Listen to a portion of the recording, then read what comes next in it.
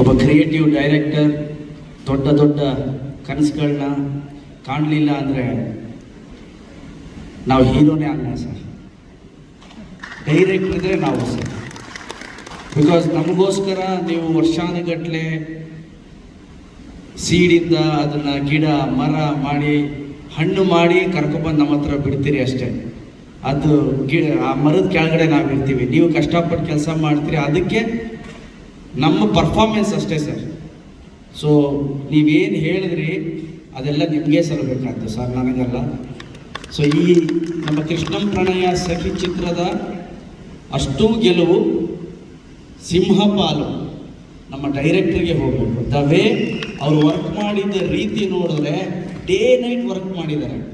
Okay, ನಿಮಗೆ ಸಲ್ಲಬೇಕು sir, ನಮ್ಮ ಪ್ರಶಾಂತ್ ಅವ್ರಿಗೆ ಸಲ್ಲಬೇಕು. ಬಿಕಾಸ್ ಯಾವುದಕ್ಕೂ ಯಾವತ್ತೂ ಅವ್ರು ಏನು ಕೇಳೇ ಇಲ್ಲ, ಅಷ್ಟು ಚೆನ್ನಾಗಿ ಮಾಡಿದಿರಿ.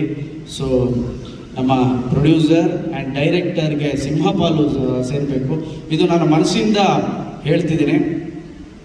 ಓಕೆ, ಕ್ರಿಯೇಟಿವ್ ಆಗಿ ಏನೇನೋ ಇಂಪ್ರೂವೈಸೇಷನ್ ಎಲ್ಲ ಮಾಡ್ತಾನೆ ಇರ್ತೀವಿ, ಆದರೆ ಆ ಇಂಪ್ರೂವೈಸೇಷನ್ ಎಷ್ಟು ತಗೋಬೇಕು ಎಷ್ಟು ಬಿಡಬೇಕು ಅನ್ನೋ ಗ್ರೇಟ್ ಸ್ಕಿಲ್ ನಾನು ಯಾವುದಾದ್ರೂ ಡೈರೆಕ್ಟ್ರಲ್ಲಿ ನೋಡಿದರೆ ಅದು ನಮ್ಮ ಶ್ರೀನಿವಾಸ ರಾಜು. ಎಷ್ಟು ಬೇಕು ಅಷ್ಟು ತಗೊಂಡಿದ್ದಾರೆ. ಸೊ ಈ ಗೆಲುವು ಅವ್ರಿಗೆ ಸಲ್ಲಬೇಕು ಅಂತ ಹೇಳ್ತೀನಿ. ಆ್ಯಂಡ್ ಈ ಚಿತ್ರದ ಗೆಲುವು ನನ್ನ ಎಲ್ಲ ಟೆಕ್ನಿಷಿಯನ್ಸ್ಗೆ, ನನ್ನ ಎಲ್ಲ ಕಲಾವಿದರಿಗೆ, ಆ್ಯಂಡ್ ಶ್ರೀನಿವಾಸ್ ಮೂರ್ತಿ ಸರ್ ಜೊತೆ ಅವ್ರು ನೋಡ್ದಿರೋ ಸಿನಿಮಾ ನೋಡ್ತಿದ್ದೀವ ನಾವು, ಅವ್ರು ಮಾಡ್ದಿರೋ ಪಾತ್ರನ ಮಾಡ್ತಿದ್ದೀವಿ ನಾವು. ಅವರು ನಡೆದು ಹೋದ ಹಾದಿ ಹಿಂದೆ ಚಿಕ್ಕ ಮಕ್ಕಳಾಗಿ ನಡ್ಕೊಂಡು ಬರ್ತಾ ಇದ್ದೀವಿ ಅಷ್ಟೇ ಹೊರತು ಇನ್ನೇನಿಲ್ಲ. ಅವ್ರು ಮಾಡಿರೋ ಮನೆಯಲ್ಲಿ ಒಂದು ಬಾಡಿಗೆ ಮಾಡ್ಕೊಂಡಿದ್ದೀವಿ ಅಷ್ಟೇ ನಾವು.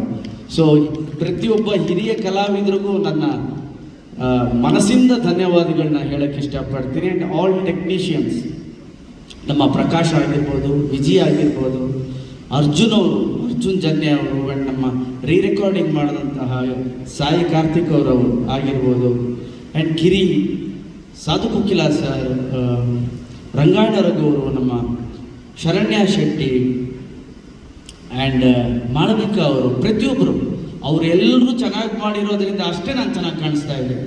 ಅವ್ರು ಮಾಡಿದ್ದಕ್ಕೆಲ್ಲ ತಲೆ ಆಡಿಸ್ಕೊಂಡು ಬಂದಿದ್ದೀನಿ, ಅಷ್ಟಕ್ಕೆ ಕ್ರೆಡಿಟ್ ನನಗಲ್ಲ, ಪ್ರತಿಯೊಬ್ಬರಿಗೂ ಸಲ್ಲಬೇಕು. ರಂಗಾಯಣ ರಘು ಅವ್ರದ್ದು ಲಾಸ್ಟಲ್ಲಿ ಯಾಕಿಟ್ಟೆ ಅಂದರೆ, ಮೊನ್ನೆ ನಾವು ದುಬೈ ಪ್ರೀಮಿಯರ್ಗೆ ಹೋಗಿದ್ವಿ. ಸೊ ಅಲ್ಲಿ 1 ಶೋ ಓಪನ್ ಮಾಡಿದ್ರು, 2 ಶೋ ಓಪನ್ ಮಾಡಿದ್ರು, 3 ಶೋ ಓಪನ್ ಮಾಡಿದ್ರು, ಕ್ರೌಡೆಡ್ ಫುಲ್ ಆಯಿತು. ಆ್ಯಂಡ್ ನಾನು, ರಾಜು ಸಾರು, ಪ್ರಶಾಂತ್ ಸರ್ ಎಲ್ಲ ಶೋ ಎಲ್ಲ ಮುಗಿಸ್ಕೊಂಡು ಪಿಕ್ಚರ್ ನಡೀತಾ ಇತ್ತು. ನನ್ನ ಪಾಡು ನಾನು ಒಂದು ಚಿಕ್ಕ ರೂಮಲ್ಲಿ ಕೂತಿದ್ದೆ. ನಮ್ಮ ಡೈರೆಕ್ಟ್ರಿಗೆ ಆಶ್ಚರ್ಯ, ಏನು ಸರ್ ಇದು ಪಿಕ್ಚರ್ ನಡೀತಾ ಇದೆ, ಪಿಕ್ಚರ್ ಅಲ್ಲಿ ಹೋದ್ರೆ ಅಲ್ಲಿ ಬರ್ಬೋದು. ನಾನೇ ಸರ್ ಅಲ್ಲಿ ಹೋದ್ರೆ ಪಿಕ್ಚರ್ ಬಿಟ್ಟು ಫೋಟೋಸ್ ತೆಗಿಯೋಕ್ಕೆ ಶುರು ಮಾಡ್ತಾರೆ, ನಾನು ಇಲ್ಲೇ ಕೂತ್ಕೊಂಡಿರ್ತೀನಿ ಅಂದ್ಬಿಟ್ಟು 3 ತಾಸು ಅಲ್ಲೇ ಕೂತ್ಕೊಂಡಿದ್ದೆ.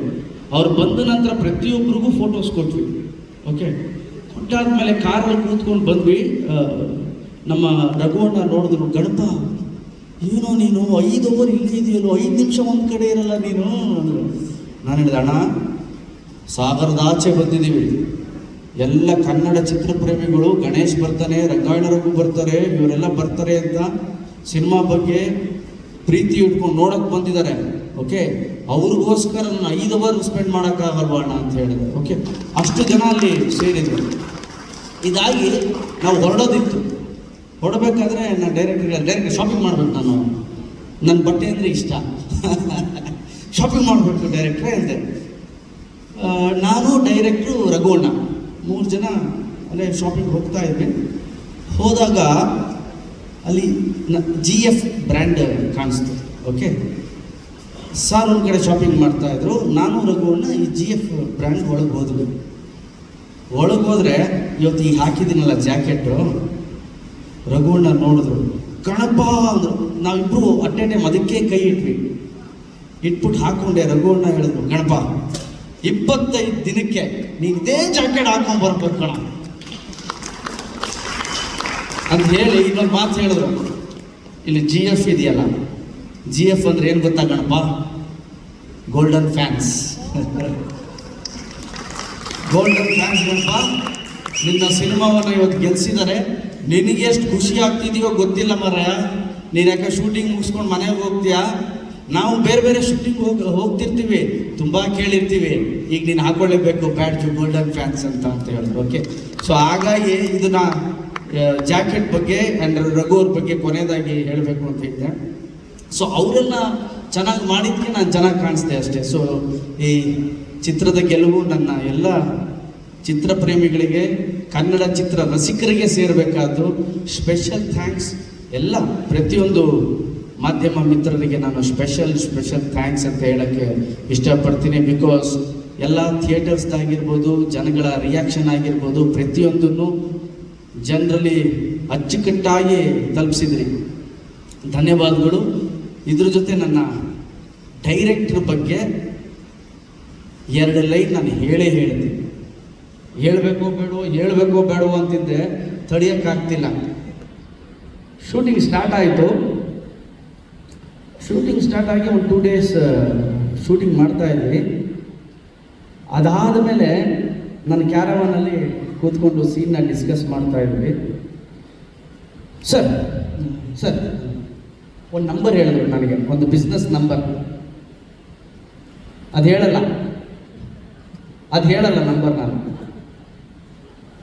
ಒಂದು ಬಿಸ್ನೆಸ್ ನಂಬರ್ ಹೇಳಿದ್ರು. ನಿಮ್ಮ ಈ ಸಿನಿಮಾನ ನಾನು ಅಲ್ಲಿ ನೋಡೋಕ್ಕೆ ಇಷ್ಟಪಡ್ತೀನಿ ಸರ್ ಅಂದರು. ನಾನು ಒಂದು ಸೆಕೆಂಡ್ ನೋಡಿದೆ. ಥ್ಯಾಂಕ್ ಯು ಸರ್ ಅಂದೆ.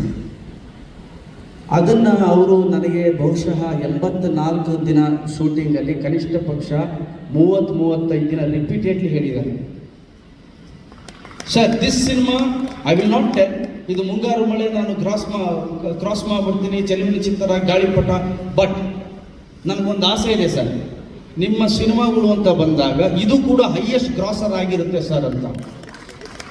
ನನಗೆ ಅವಾಗ ಅನಿಸ್ತು, ಓಕೆ ಶ್ರೀನಿವಾಸ ರಾಜು ಗಾರು, ಓಕೆ ನಾನು.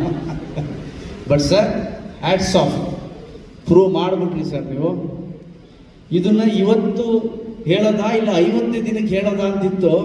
ಇದು ಇವತ್ತೇ ಬಿಟ್ಬಿಟ್ಟೆ ಸರ್. ನನಗೆ ಸಾಂಗ್ ಶೂಟಿಂಗ್ ಮಾಡಬೇಕಾದ್ರೆಲ್ಲ ಹೇಳೋರು, ಇದು ಈ ನಂಬರ್ಸು ಸರ್, ಇದು ಗ್ಯಾರಂಟಿ ರೀಚ್ ಆಗ್ತೀನಿ ಸರ್, ನಾನು ರೀಚ್ ಆಗ್ತೀನಿ ಅಂತ. ಆದ್ರಿ ಸರ್, ಪೂರ್ತಿ ಆಗಿಲ್ಲ 25 ದಿನಕ್ಕೆ, ಹತ್ತತ್ರ ಬಂದ್ರಿ. ಇನ್ನೂ 25 ದಿನ ಇದೆ, ಖಂಡಿತವಾಗ್ಲೂ ರೀಚ್ ಆಗ್ತೀನಿ. ಸೊ ಆ ಗ್ರಾಸು, ಆ ಬಿಸ್ನೆಸ್ ಕಲೆಕ್ಷನು ಎಲ್ಲ ನಿಮಗೆ ಸೇರ್ಬೇಕಾದ್ದು ಸರ್.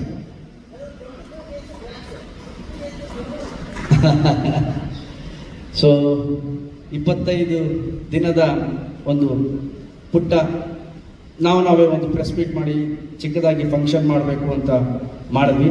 50 ದಿನಕ್ಕೆ ನನ್ನ ಚಿತ್ರತಂಡ, ನಾನು ಬೆಂಗಳೂರು ಬಿಟ್ಟು ಬೇರೆ ಕಡೆ ಎಲ್ಲಾದರೂ ದೊಡ್ಡ ಒಂದು ಕಾರ್ಯಕ್ರಮ, ಥಿಯೇಟ್ರಲ್ಲ ಇಲ್ಲ ಆಚೆ ಕಡೆ ಮಾಡೋದ ಅನ್ನೋದು ಡಿಸ್ಕಷನಲ್ಲಿ ಇದ್ದೀವಿ.